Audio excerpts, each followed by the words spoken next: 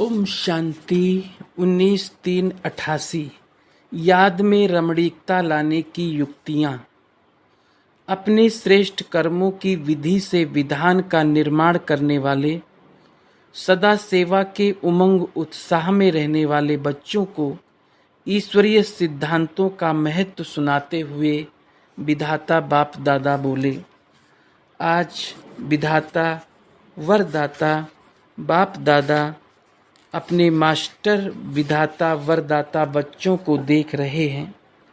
हर एक बच्चा विधाता भी बने हो तो वरदाता भी बने हो। साथ साथ बाप दादा देख रहे थे कि बच्चों का मर्तबा कितना महान है, इस संगम युग के ब्राह्मण जीवन का कितना महत्व है। विधाता वरदाता के साथ साथ विधि विधाता भी आप ब्राह्मण हो। आपकी हर विधि सतयुग में कैसे परिवर्तित होती है वो पहले सुनाया है। इस समय के हर कर्म की विधि भविष्य में चलती ही है, लेकिन द्वापर के बाद भी भक्ति मार्ग में इस समय के श्रेष्ठ कर्मों की विधि भक्ति मार्ग की विधि बन जाती है। तो पूज्य रूप में भी इस समय की विधि जीवन के श्रेष्ठ विधाता के रूप में चलती है, और पुजारी मार्ग अर्थात भक्ति मार्ग में भी आपकी हर विधि नीति व रीति में चलती है। तो विधाता वरदाता और विधि विधाता भी हो। आपके मूल सिद्धांत सिद्धि प्राप्त होने के साधन बन जाते हैं। जैसे मूल सिद्धांत है बाप एक है, धर्मात्माएं महान आत्माएं अनेक हैं, लेकिन परमात्मा एक है। इसी मूल सिद्धांत द्वारा आधा कल्प आप श्रेष्ठ आत्माओं को एक बाप के द्वारा प्राप्त हुआ वर्षा सिद्धि के रूप में प्राप्त होता है। प्रारब्ध मिलना अर्थात सिद्धि स्वरूप बनना, क्योंकि एक बाप है, बाकी महान आत्माएं व धर्म आत्माएं हैं। बाप नहीं है, भाई भाई हैं। वर्षा बाप से मिलता है, भाई से नहीं मिलता। तो इस मूल सिद्धांत द्वारा आधा कल्प आपको सिद्धि प्राप्त होती है, और भक्ति में भी गॉड इज वन, यही सिद्धांत सिद्धि प्राप्त करने का आधार बनता है। भक्ति का आदि आधार भी एक बाप के शिवलिंगी रूप से आरंभ होता है, जिसको कहा जाता है अव्यभिचारी भक्ति। तो भक्ति मार्ग में भी इसी एक सिद्धांत द्वारा ही सिद्धि प्राप्त होती है। बाप एक है, ऐसे जो भी आपके मूल सिद्धांत हैं उस एक एक सिद्धांत द्वारा सिद्धि प्राप्त होती रहती है। जैसे इस जीवन का मूल सिद्धांत पवित्रता है। इस पवित्रता के सिद्धांत द्वारा आप आत्माओं के भविष्य में सिद्धि स्वरूप के रूप में लाइट का ताज सदा ही प्राप्त है, जिसका यादगार रूप डबल ताज दिखाते हैं। और भक्ति में भी जब यथार्थ और दिल से भक्ति करेंगे तो पवित्रता के सिद्धांत को मूल आधार समझेंगे, और समझते हैं कि सिवाय पवित्रता के भक्ति की सिद्धि प्राप्त नहीं हो सकती है। चाहे अल्पकाल के लिए जितना समय भक्ति करते हैं उतना समय ही पवित्रता को अपनाएं, लेकिन पवित्रता ही सिद्धि का साधन है। इस सिद्धांत को अपनाते अवश्य हैं। इसी प्रकार से हर एक ज्ञान का सिद्धांत व धारणा का मूल सिद्धांत बुद्धि से सोचे कि हर एक सिद्धांत सिद्धि का साधन कैसे बनता है, ये मनन करने का काम दे रहे हैं। जैसे दृष्टांत सुनाया, इसी प्रकार से सोचना। तो आप विधि विधाता भी बनते, सिद्धिदाता भी बनते। इसलिए आज तक भी जिन भक्तों को जो जो सिद्धि चाहिए वो भिन्न भिन्न देवताओं द्वारा भिन्न भिन्न सिद्धि प्राप्त करने के लिए उन्हीं देवताओं की पूजा करते हैं। तो सिद्धिदाता बाप द्वारा आप भी सिद्धिदाता बनते हो, ऐसे अपने को समझते हो ना। जिसको स्वयं सर्व सिद्धियां प्राप्त हैं वही औरों को भी सिद्धि प्राप्त कराने के निमित्त बन सकते हैं। सिद्धि खराब चीज नहीं है, क्योंकि आपकी रिद्धि सिद्धि नहीं है। रिद्धि सिद्धि जो होती है वो अल्पकाल के लिए प्रभावशाली होती है, लेकिन आपकी यथार्थ विधि द्वारा सिद्धि, ईश्वरीय विधि द्वारा जो सिद्धि प्राप्त होती है वो सिद्धि भी ईश्वरीय सिद्धि है। जैसे ईश्वर अविनाशी है तो विधि और सिद्धि भी अविनाशी है। रिद्धि सिद्धि दिखाने वाले स्वयं भी अल्पज्ञ आत्मा हैं, उन्हों की सिद्धि भी अल्पकाल की है, लेकिन आपकी सिद्धि सिद्धांत की विधि द्वारा सिद्धि है। इसलिए आधा कल्प स्वयं सिद्धि स्वरूप बनते हो और आधा कल्प आपके सिद्धांत द्वारा भक्त आत्माएं यथाशक्ति यथा फल की प्राप्ति व सिद्धि को प्राप्त करते आते हैं, क्योंकि भक्ति की शक्ति भी समय प्रमाण कम होती आती है। सतो प्रधान भक्ति की शक्ति भक्त आत्माओं को सिद्धि की अनुभूति आजकल के भक्तों से ज्यादा कराती है। इस समय की भक्ति तमो प्रधान भक्ति होने के कारण न यथार्थ सिद्धांत रहा न सिद्धि रही। तो इतना नशा रहता है कि हम कौन हैं। सदा इस श्रेष्ठ स्वमान की स्थिति की सीट पर सेट रहते हो। कितनी ऊंची सीट है। जब इस स्थिति की सीट पर सेट रहते हो तो बार बार अपसेट नहीं होंगे। ये पोजीशन है ना, कितना बड़ा पोजीशन है, विधि विधाता सिद्धि दाता। तो जब इस पोजीशन में स्थित होंगे तो माया अपोजिशन नहीं करेगी, सदा ही सेफ रहेंगे। अपसेट होने का कारण ही ये है कि अपनी श्रेष्ठ स्थिति की सीट से साधारण स्थिति में आ जाते हो। याद में रहना व सेवा करना एक साधारण दिनचर्या बन जाती है, लेकिन याद में भी बैठते हो तो कोई न कोई श्रेष्ठ सोमान की सीट पर बैठो। सिर्फ ऐसे नहीं कि याद के स्थान पर चाहे योग के कमरे में चाहे बाप के कमरे में बेड से उठकर व सारे दिन में जाकर बैठ गए, लेकिन जैसे शरीर को योग्य स्थान देते हो वैसे पहले बुद्धि को स्थिति का स्थान दो। पहले ये चेक करो कि बुद्धि को स्थान ठीक दिया तो ईश्वरीय नशा सीट से स्वतः ही आता है। आजकल भी कुर्सी का नशा कहते हैं ना। आपको तो श्रेष्ठ स्थिति का आसन है। कभी मास्टर बीज रूप की स्थिति के आसन पर सेट हो, कभी अव्यक्त फरिश्ते की सीट पर सेट हो, कभी विश्व कल्याणकारी स्थिति की सीट पर सेट हो। ऐसे हर रोज भिन्न भिन्न स्थिति के आसन पर व सीट पर सेट होकर बैठो। अगर किसी को भी सीट सेट नहीं होती है तो हलचल करते हैं ना, कभी ऐसा करेंगे कभी वैसा करेंगे। तो ये बुद्धि भी हलचल में तब आती है जब सीट पर सेट नहीं होते। जानते तो सब हैं हम ये हैं। अगर अभी ये पूछें कि आप कौन हो तो लंबी लिस्ट अच्छी निकल आएगी, लेकिन हर समय जो जानते हो वो अपने को मानो। सिर्फ जानो नहीं मानो, क्योंकि जानने से सूक्ष्म में खुशी तो रहती है, हाँ मैं ये हूँ, लेकिन मानने से शक्ति आती है और मानकर चलने से नशा रहता है। जैसे कोई भी पोजीशन वाले जब सीट पर होते हैं तो खुशी होगी लेकिन शक्ति नहीं होगी। तो जानते हो लेकिन मान कर चलो और बार बार अपने से पूछो, चेक करो कि सीट पर सेट हूँ या साधारण स्थिति से नीचे आ गया। जो औरों को सिद्धि देने वाले हैं वो स्वयं हर संकल्प में हर कर्म में सिद्धि स्वरूप अवश्य होंगे, दाता होंगे, सिद्धि दाता। कभी ये नहीं सोच सकते कि जितना पुरुषार्थ करते हैं व मेहनत करते हैं इतनी सिद्धि नहीं दिखाई देती। वह जितना याद में रहने का अभ्यास करते हैं जितना याद में अभ्यास करते हैं उतनी सिद्धि अनुभव नहीं होती।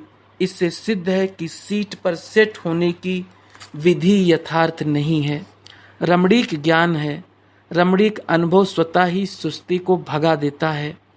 ये तो कई कहते हैं ना, वैसे नींद नहीं आएगी लेकिन योग में नींद अवश्य आएगी। ये क्यों होता है? ऐसी बात नहीं कि थकावट है, लेकिन रमणीक रीति से और नेचुरल रूप से बुद्धि को सीट पर सेट नहीं करते। तो सिर्फ एक रूप से नहीं लेकिन वैरायटी रूप से सेट करो।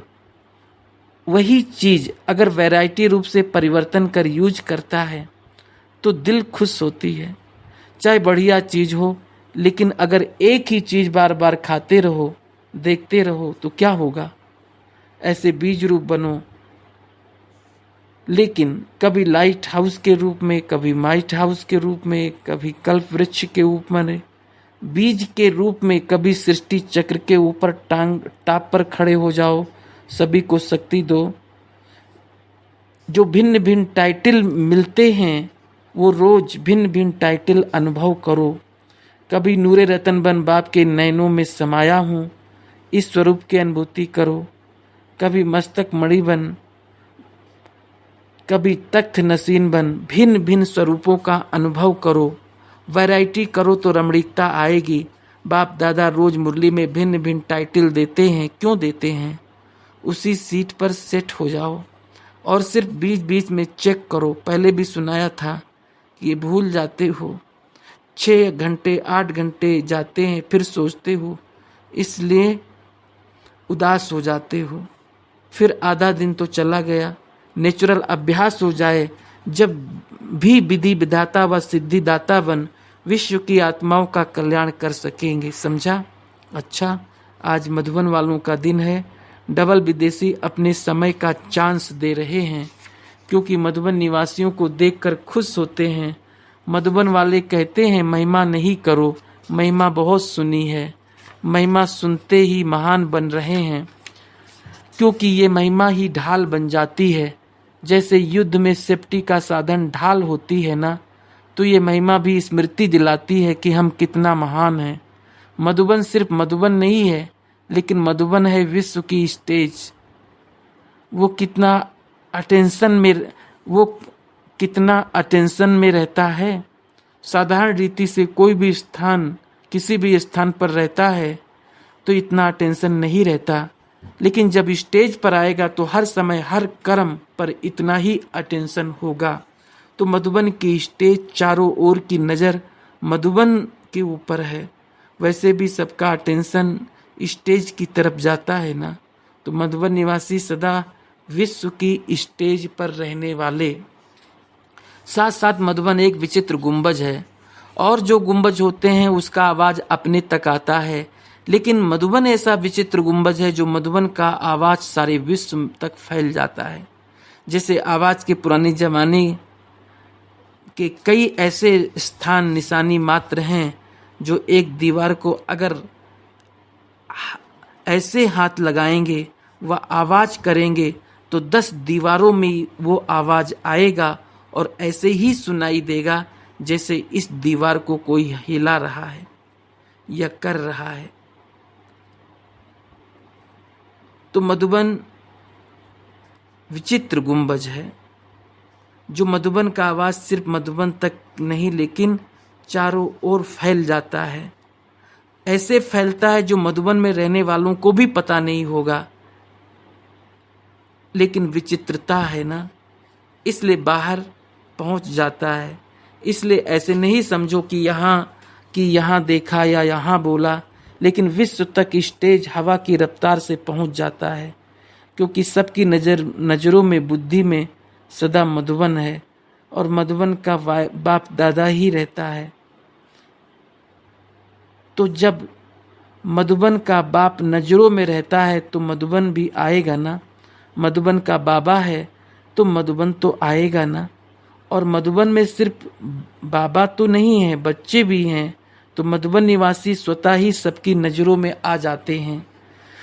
कोई भी ब्राह्मण से पूछो, चाहे कितना भी दूर रहता हो, लेकिन क्या याद रहता है? मधुबन और मधुबन का बाबा। तो इतना मधुबन निवासियों का महत्व है, समझा?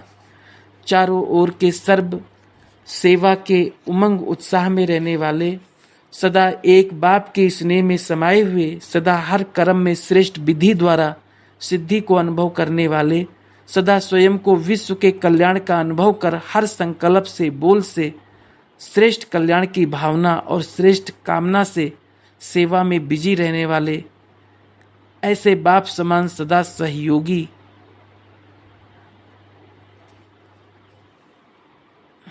सदा अथक सेवाधारी बच्चों को बाप दादा का याद, प्यार और नमस्ते।